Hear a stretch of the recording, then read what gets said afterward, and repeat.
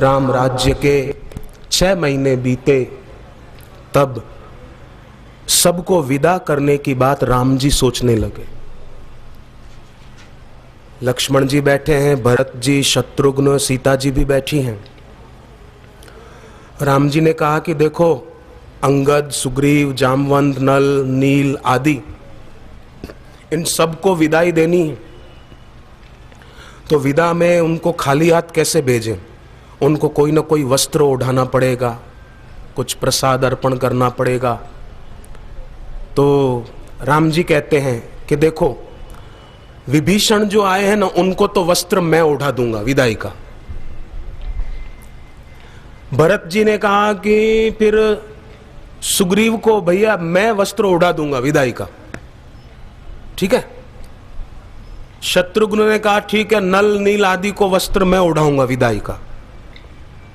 लक्ष्मण जी ने कहा तो फिर जामवंत आदि, इनको विदाई का वस्त्र मैं ओढ़ाऊंगा।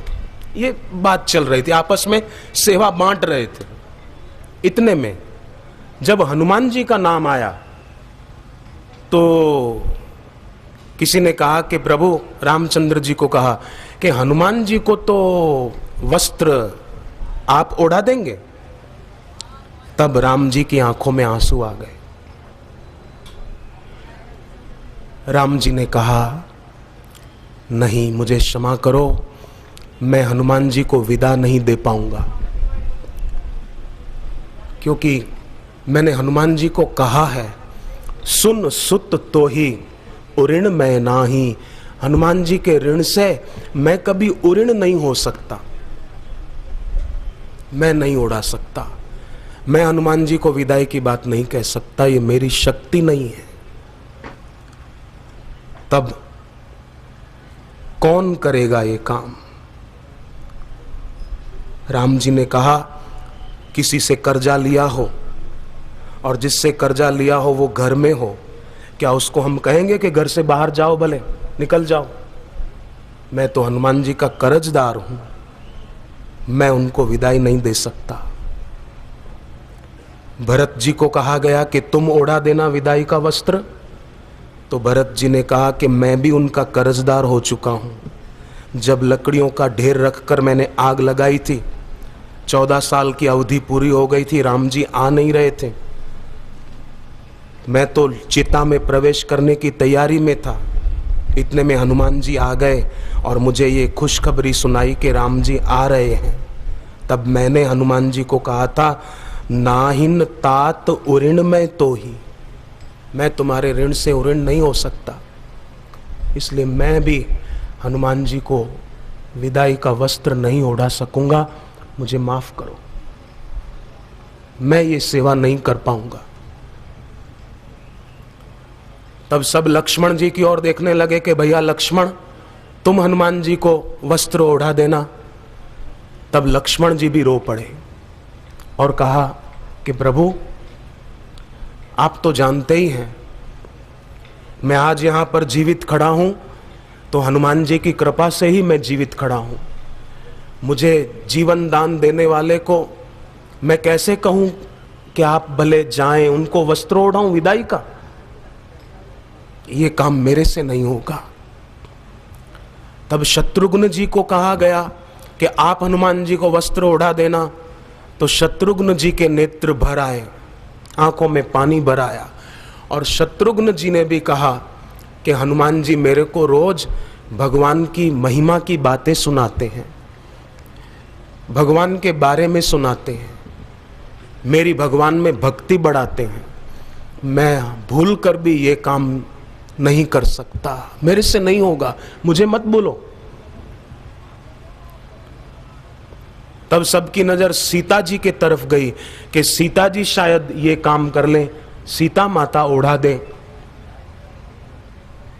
तब सीता जी कहती हैं कि मैंने तो उनको अपना पुत्र माना है, मैंने उनको कहा था अजर अमर गुण निधि सुत हो।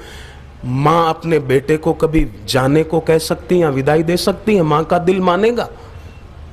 माँ अपने बेटे को अपने से दूर करने की बात सोच भी सकती है क्या? मैं हनुमान जी को अपने से दूर नहीं कर सकती। सीता जी ने भी इनकार कर दिया। तब कौशल्या माँ, सुमित्रा जी और कैकेयी, इन तीनों माताओं के तरफ देखा गया कि आप बड़े हैं हम सब में, तो आप में से कोई हनुमान जी को वस्त्र ओढ़ा दे विदाई का। तब मां कैकेयी तो बहुत रोई, सुमित्रा भी रो पड़ी, और कौशल्या मां की आंख से तो मानो गंगा और यमुना की धारा बह चली। और मां कौशल्या कहती, हनुमान जी को विदाई की बात तुम सोच रहे हो? तुम सबको विदाई देने की बात सोचो, सबको विदाई का वस्त्र ओढ़ाओ, सबको कहो कि भले जाएं अपने अपने घर, पर राम, मैं तुमको कहती हूं, मां का आदेश है कि हनुमान जी को अयोध्या से विदा मत करना, हनुमान जी को विदाई का वस्त्र मत ओढ़ाना। सुमित्रा कहती है, चारों भाइयों को संकेत करते हुए, कि अगर हनुमान जी नहीं होते तो सोचो लक्ष्मण जी नहीं बचते, और मेरा बेटा लक्ष्मण नहीं बचता तो राम जी उनके वियोग में कितने दुखी व्यथित होते, और पूरी अयोध्या में कैसा दुख का वातावरण होता। एक हनुमान जी ने लक्ष्मण के प्राण बचाए, हनुमान जी ने सबको बचाया है। ऐसे श्री हनुमान जी को विदाई देने की बात तुम सोचो भी मत।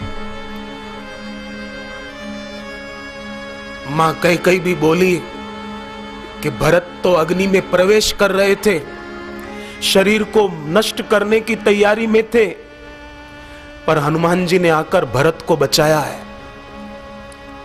ऐसे हनुमान जी को विदाई मत देना।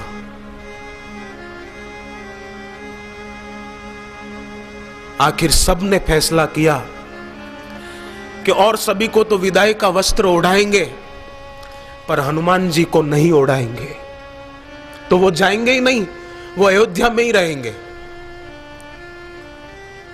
अगले दिन तैयारी हो गई, सबको कुछ न कुछ वस्त्र ओढ़ाए जा रहे थे, प्रसाद अर्पण किया जा रहा था, सब विदा ले रहे हैं।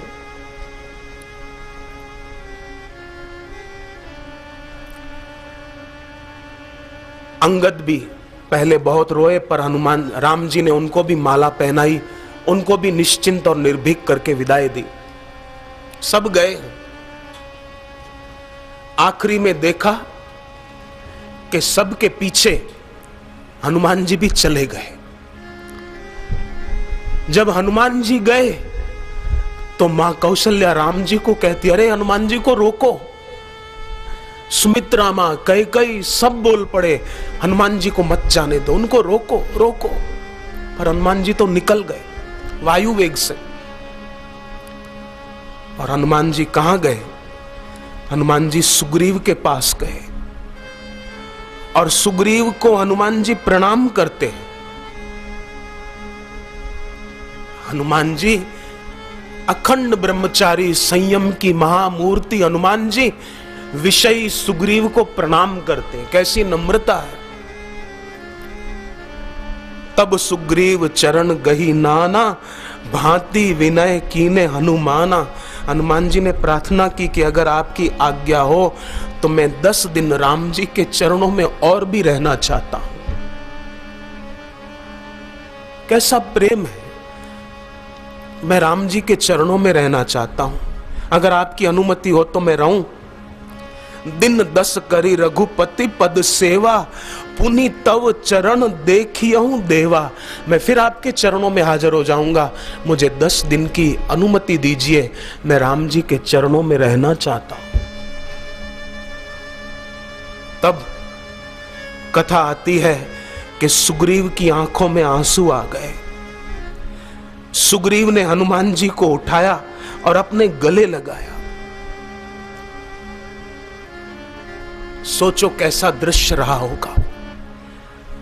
अंगद, जामवंत, नल, नील सब देख रहे हैं। सुग्रीव हनुमान जी को हृदय लगा